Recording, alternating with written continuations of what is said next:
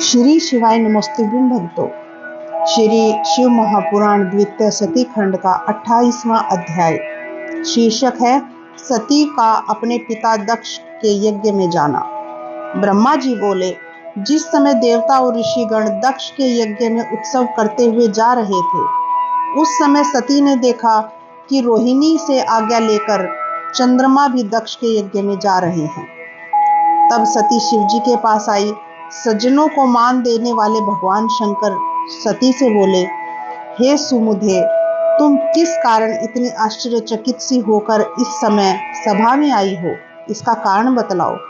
तब सती शीघ्र ही हाथ जोड़कर प्रणाम करती है भगवान शिव को और करती हुई शिव जी से बोली, मैंने सुना है कि मेरे पिता ने एक महायज्ञ रचा है, जहां इस समय बड़ा उत्सव हो रहा है। सभी देवता और ऋषिगण उसमें एकत्र हुए हैं। आप मेरी प्रार्थना से सब छोड़कर मेरे पिता के यज्ञ में चलिए। सती के ये वचन सुनकर शिवजी इस प्रकार प्रिय वचनों से बोले, हे देवी, तुम्हारे पिता दक्ष मुझसे विशेष विरोध रखते हैं, इसी कारण उन्होंने मुझे निमंत्रण नहीं दिया है, और जो बिना बुलाए दूसरों के घर जाते हैं वे मरण से भी अधिक अपमान पाते हैं। इस कारण आप और मैं, हम दोनों को दक्ष के यज्ञ में नहीं जाना चाहिए। यह सुनकर सती क्रुद्ध हो गई और शिवजी से बोली, हे शंभु, आप ही तो सर्वेश्वर हैं, जिनसे कि यज्ञ सफल होता है, परंतु इस पर भी मेरे दुष्ट पिता ने आपको नहीं बुलाया।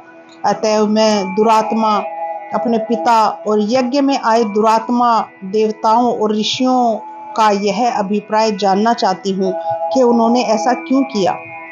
हे नाथ, इसके लिए मैं अपने पिता के यज्ञ में जाती हूँ।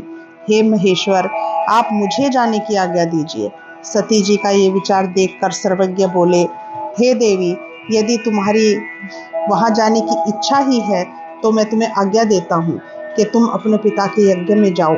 शिवजी ने 60,000 रुद्र गणों को उनके साथ किया। वे कौतूहल करते हुए सती के साथ चले।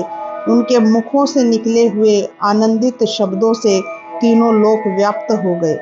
इस प्रकार श्री शिव महापुराण द्वितीय सती खंड का 28वां अध्याय समाप्त होता है। श्री शिवाय नमोस्तुभ्यं।